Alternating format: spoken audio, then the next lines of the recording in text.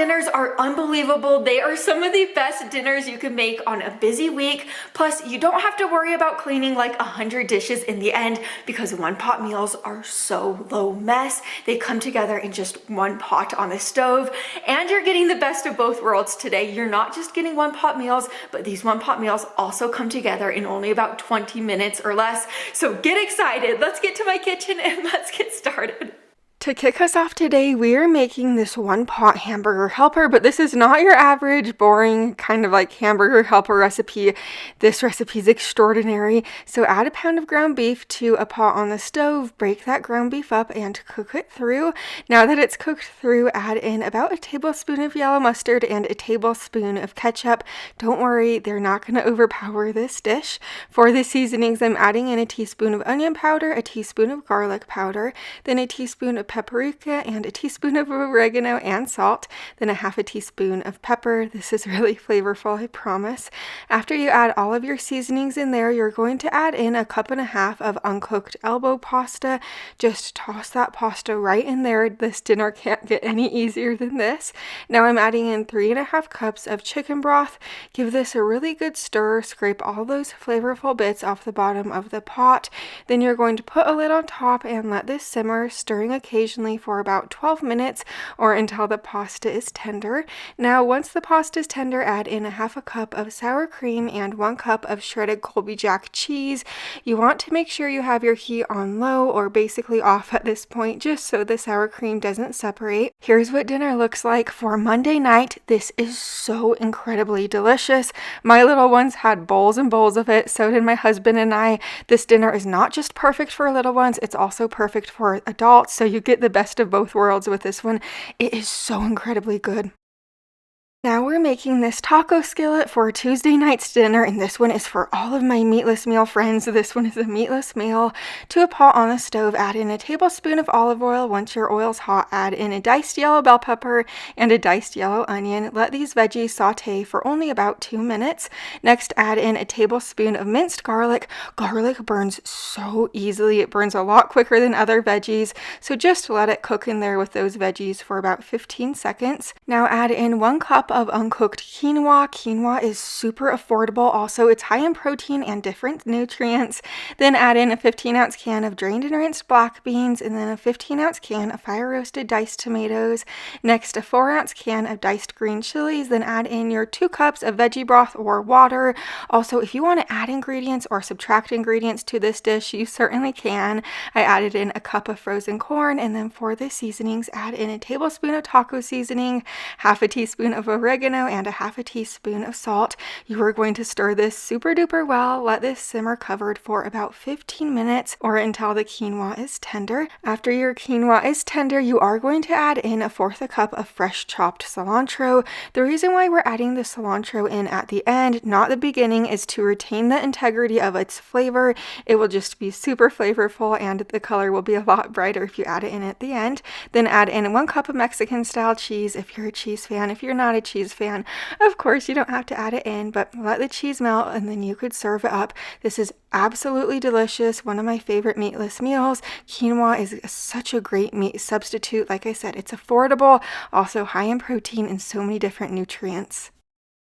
Now we're getting started on this teriyaki chicken and rice, and whoa, this one is good.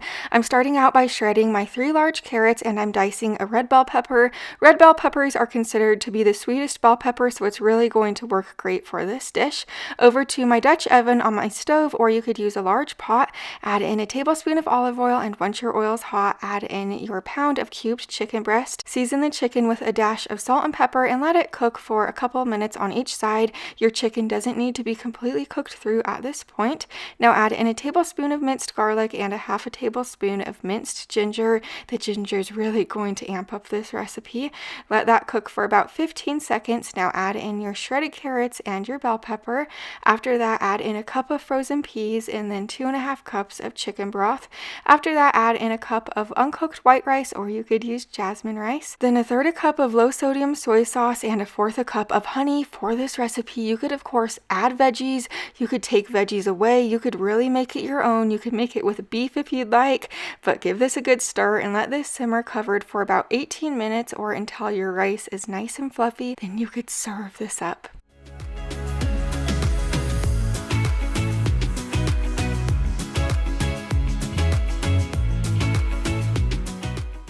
When I say this dinner is good, I am not joking. This is so incredibly delicious. It is so flavorsome. Also, this makes for great meal prepping. So if you want to meal prep it for lunches for the week or for dinners, you certainly could do that. We also sprinkle the top of ours with sesame seeds. It's so delicious.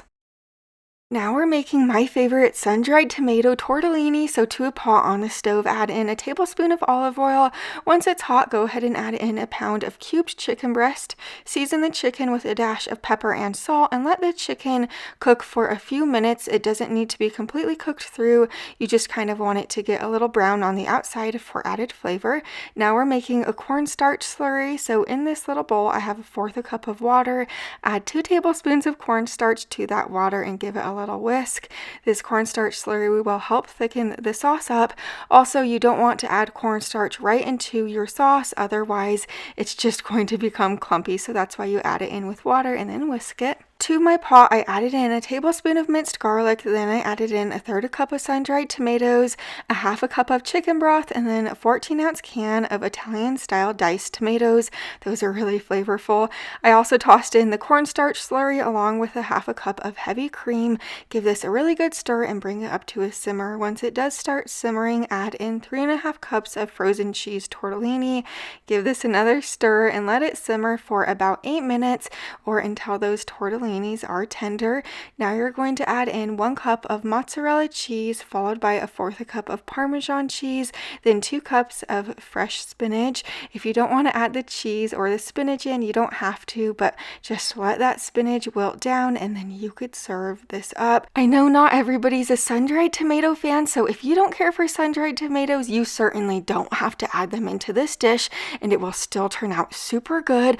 Pull out your cookbook because you will find this recipe on page 124. It's in the one pot meals section, one of my favorite sections, but I have 8 different sections in my cookbook ranging from breakfast to sides to dinners and desserts, and I have homemade seasonings in the back and like homemade cream of soups. I have it all in this book, and if you don't have one yet, it's linked down below for you, but this meal was so good.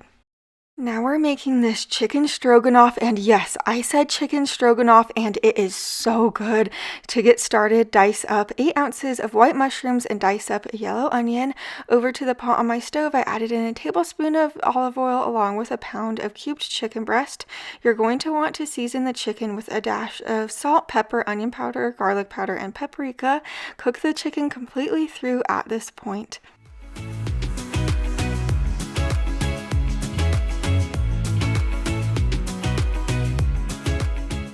Once the chicken's cooked through, remove it to a plate and set the plate to the side to the same pot the chicken was just cooked in. Leave the oil and the drippings in the pot. It's going to give this meal added flavor. Then add in the mushrooms and the onion along with 1/4 cup of chicken broth. Let this cook together for about 4 minutes. Once the cooking time is up, you're going to add in a tablespoon of minced garlic along with a little bit more onion powder, garlic powder, and paprika. You're also going to add in some dried basil and oregano. This is going to be so flavorsome. Give this a super duper good stir, and then you're going to add in 3 3/4 cup of chicken broth. After you add your chicken broth right in there, add in 8 ounces of egg noodles. You're going to let this simmer for about 10 minutes or until the pasta is tender.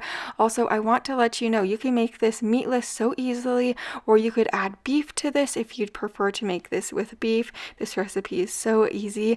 Now we're going to make a cornstarch slurry. Now that the pasta is tender, it's a tablespoon of cornstarch with a tablespoon of water. Add the cornstarch slurry right into the pot. Next, add in the cooked chicken along with a tablespoon of Worcestershire sauce and 1/3 cup of sour cream. Make sure your heat is off or low at this point. When I started cooking years ago, I didn't realize sour cream separates so easily if it gets too hot. So make sure your heat is low or off. Stir that sour cream in. Once it's well combined, you could serve this gorgeous dinner up.